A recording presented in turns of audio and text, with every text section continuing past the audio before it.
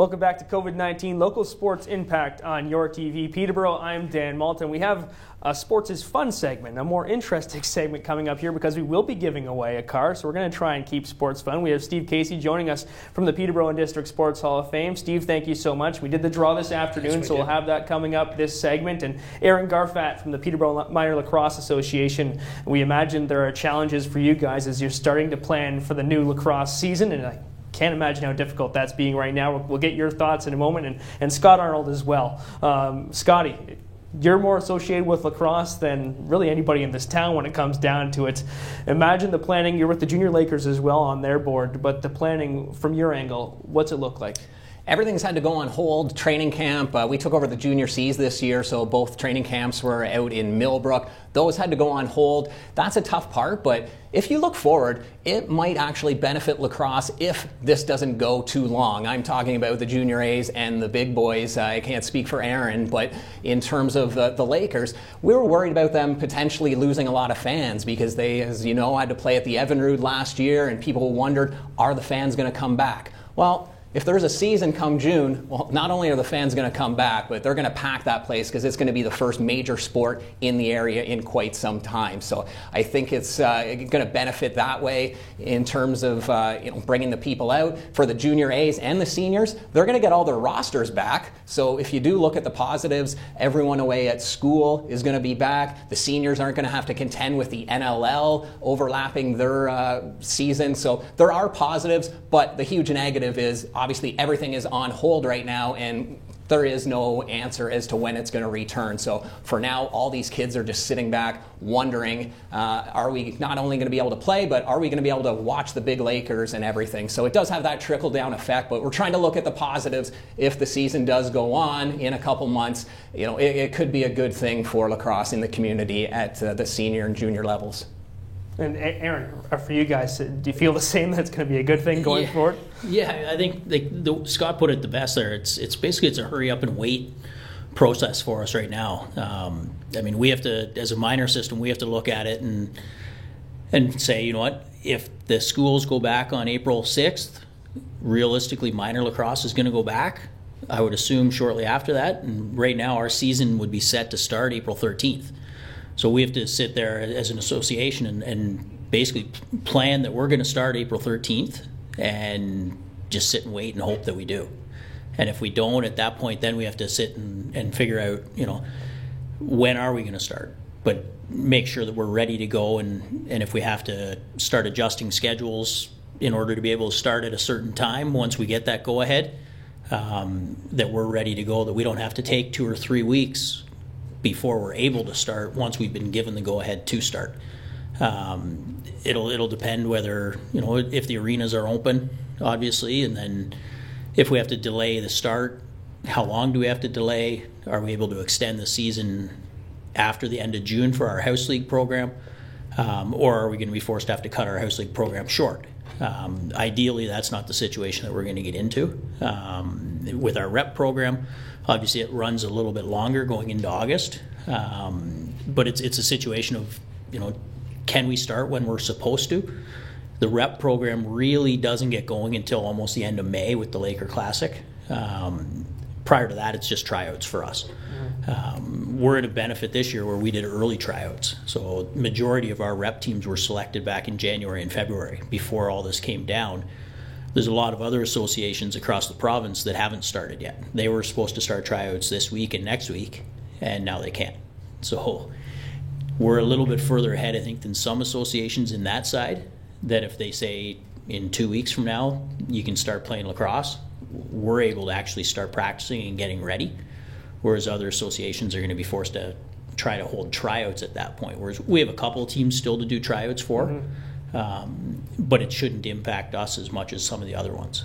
And Steve, I know you guys have been impacted at the Hall of Fame. Yes, in terms of the fact that you guys didn't sell out the card draw this year. We have that coming up, but you guys run off of donations, volunteers. Volunteers, donations, and we have 2 major fundraisers, one being the card draw and the second one being the golf tournament, which could be in jeopardy this year as well. So we're hoping for the best, but we're just like everybody else. It's a wait-and-see situation for everything. So we just hope for the best. Well, we'll continue the conversations, but we have a real wait and see, and that's the Peterborough and District Sports Hall of Fame card draw. This happened earlier this afternoon at the Peterborough and District Sports Hall of Fame. Let's take a look at who the winners are first of the $100 prizes, then the $1,000 travel voucher before the car to finish things off.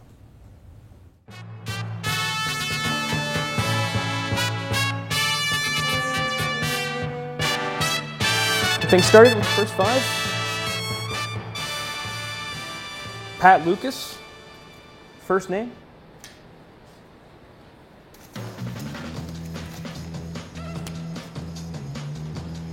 Don Brersma, Brersma, second name.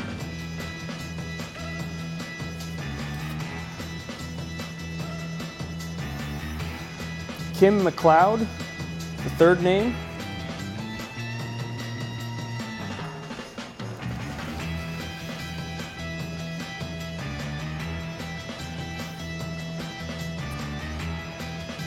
I think this is Mike Goody or Gooley for the fourth name.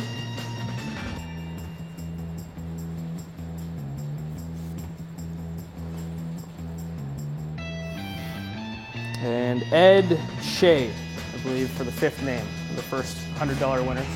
Yep.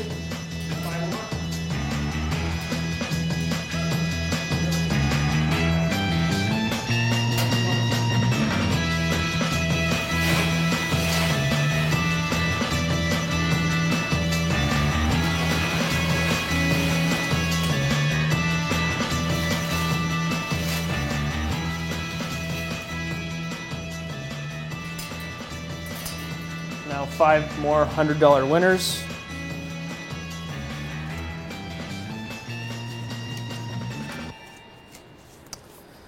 Natalie Gibson.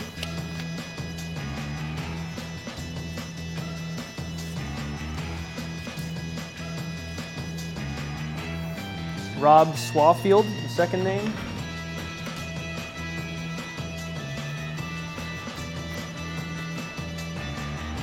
Dave Steele, the third name.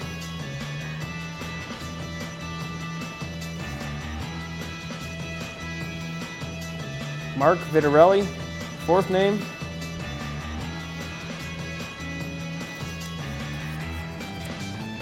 And Harley Bauer, the fifth name.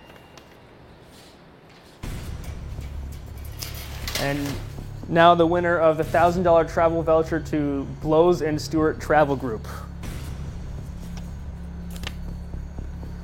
Clifford Hogarth, the winner of the voucher.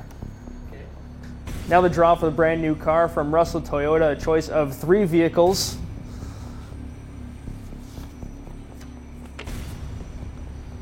Betty Shepard, congratulations, you're the winner of a brand new car from Russell Toyota.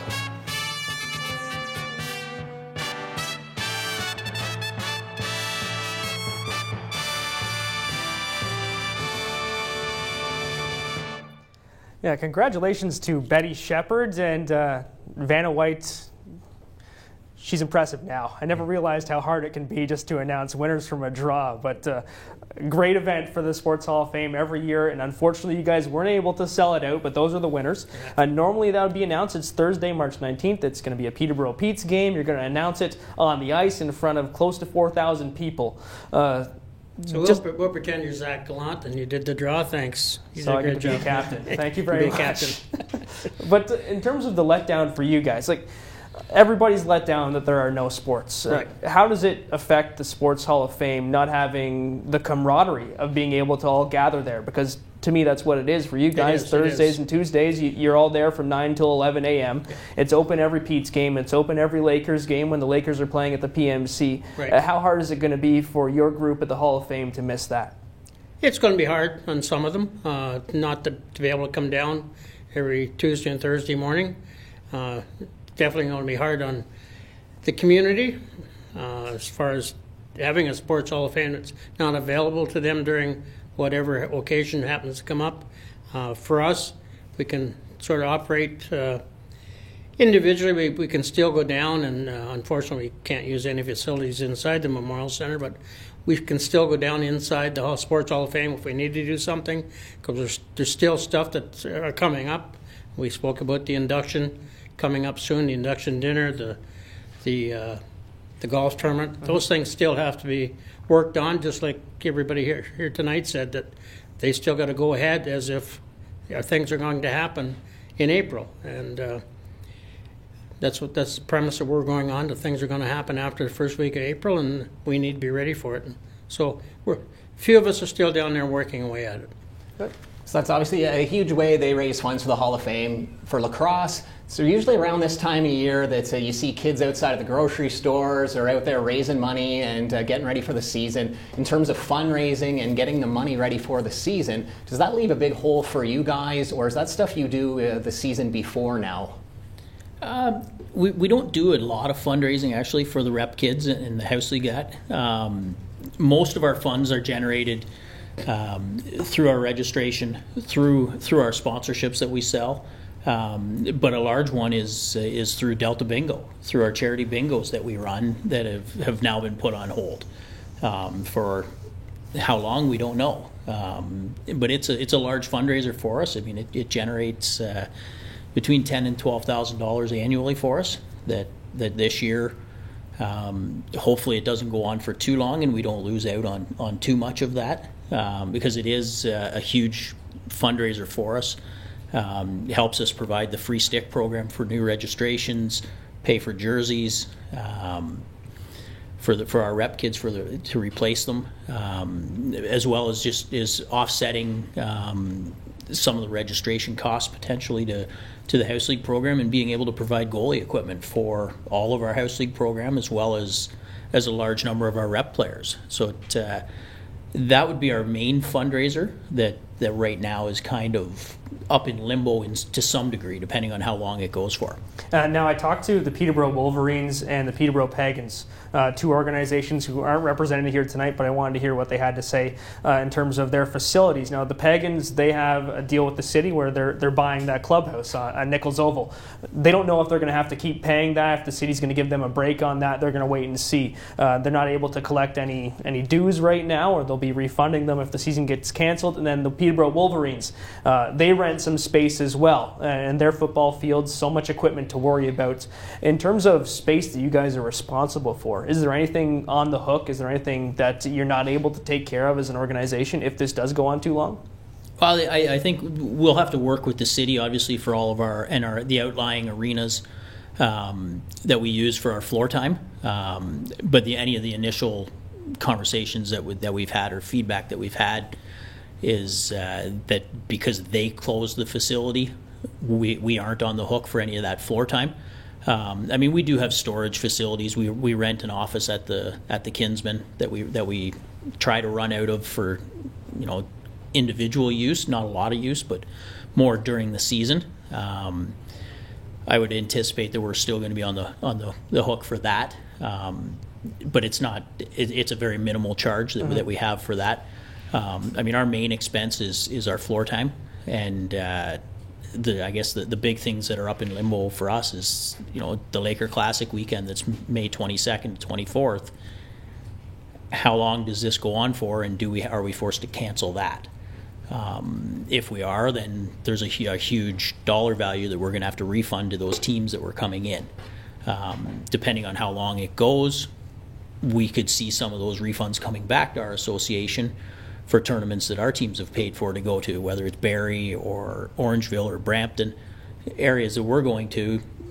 Obviously, the earlier tournaments in the year, the more in jeopardy they are. Our field lacrosse season was supposed to start April 4th with a tournament in the Toronto Beaches. It's been canceled. So we know full well that the field lacrosse season it's the main one that right now I would say is in jeopardy of not happening. Because of the Jammer Classic that's in the Beaches that weekend for sure is canceled. We start the weekend after that for regular weekends and run for 6 weeks right up till the May long weekend. Once May long weekend hits, field lacrosse is done. When you look at you're a week after potentially the schools going back and things going back to normal before the tournament starts, or the regular season weekends start Easter weekend, and you got a lot of teams that haven't even held their tryouts yet outside of Peterborough. So if they haven't held tryouts, how can they field teams a week after we potentially go back? So I think the field season is really going to be the one that's going to be in jeopardy for kids to lose out on. And hopefully the box lacrosse season runs as is. It's obviously a difficult situation for everybody, out of our hands, but what has the reaction been from parents? Have you heard much feedback, or have they been all quiet, just sort of waiting to hear the next steps from you guys, or how have they been during all this? So far, we haven't really had any feedback negatively about it. I think everybody, the OLA was one of the last associations in the province, I think, to kind of pull the plug on seasons. It came down a day or two after the OMHA dropped the big bomb on parents and kids that their playoffs were done. The tournaments that they were registered for at the end of the year were done. So I think everybody was kind of waiting for that shoe to fall, that the OLA season was going to be postponed. So I don't think it was a huge cause for concern to people, or a shock, I should say, that lacrosse was going to be postponed. I think it was a case that they were just waiting for it to happen. And we talk about postponements, and you do keep on looking forward through all this. And we've asked all of our guests this exact same thing as their outlet is gone in terms of sports, because with the Peterborough and District Sports Hall of Fame, you assume, Steve, that you have a passion for the game. Exactly. Or for games. Yes. That's missing now. And where are you finding your sense of community at this point? Well, used to be at the Sports Hall of Fame, but unfortunately can't go there anymore. But it's trying to just gather together with friends and family and just carry on as best we can through these tough times. And Aaron, explaining it to you've asked this to everybody as well, but it's explaining it to the athletes of the youth sports, right? Like they're the ones that are going to have the hard time comprehending it. Earlier we asked Stacey Moore, one of our first guests, to think back to when she was 12 years old and having that taken away from her. It's something she might not be able to understand. Graham Elliott from Challenger Baseball, they're special needs athletes, and they're not going to be able to understand that as well. Some of them aren't able to understand it or comprehend it. What's been the reaction from the kids for the most part in terms of thinking or that it might be on the line, that the thing that they care about most in the world might not be happening? And as leaders in the organization, how do you plan to translate that to them? I think most of the kids, I think it's sunk in, but again, a large part of that hit them with the end of the hockey season, because there were a lot of kids that locally that were really looking forward to finishing the OMHA playoffs, going to those year-end tournaments. And then that didn't happen. So once it didn't happen for us, I think now, I mean, speaking from a lot of the kids that I'm in kind of daily contact with, whether it's my own kids or other kids that they're friends with, it's what do they do? It's how do they fill their day right now? Usually they would have 6 hours of school to go to. They don't have that now. A lot of the time in the evening they would have sports to go to, whether it was hockey or looking forward to starting lacrosse practices and that, or tryouts for some of them. What do they do? And as parents, how do we translate that into keeping them busy and getting them out from in front of the video games and watching multiple hours of TV, especially when you can't go to a lot of those community areas, whether it's the wellness center or an arena. I mean, the other day, with a few other parents in town, we had some ice booked out in Ennismore, and because they hadn't closed their facilities yet, and within 2 hours of actually booking the ice, we got the email to say no, it's closed. So it was almost like we had that extra hour of the day that we could put towards some athletic ventures for the kids, and all of a sudden now we didn't have it. So it's a case of trying to figure out how do we, from a kid's side of things, how do we keep them busy? How do we keep them active when they're not supposed to really be around a whole group of kids together? From a lacrosse side of things, it's tough because we have coaches that were really ready to get going, and they can't do anything if it's associated with the team. They can't take the kids over to Armour Hill and do dryland training if it's a team related event. So it's just keeping kids busy and keeping them active so that when the season does start, you don't have to go through that training process to get them back in shape if it's lagged off. So it's going to be interesting to see how it all falls. You mentioned the Laker Classic. I think anybody in Peterborough, whether you're involved in lacrosse or not, knows the Laker Classic. I played in it for years growing up. Anyone who played lacrosse, I think, has crossed paths with the Laker Classic. Tons of volunteers, tons of teams that come into the community. I remember a few years ago when the Thunder from Down Under came in, and there's that big controversy that the annual Laker Classic is in jeopardy of taking place. But with all this going on, is there a deadline date that you guys have set that, hey, if we go past this date, we're going to have to pull the plug? Or have you even looked that far ahead yet? Not really. Right now we're kind of leaning on the OLA for direction to say, you got to pull the plug on Laker Classic, or we have to completely postpone the field lacrosse season, or postpone or cancel the box lacrosse season, whether it's house leagues or rep. Like I said at the start, we're planning that we're ready to go, whether it's Laker Classic or for our house league or box season. That we're ready to go when the OLA and the Minister of Health give us that go ahead. So it's I don't know what that date would be for the Classic.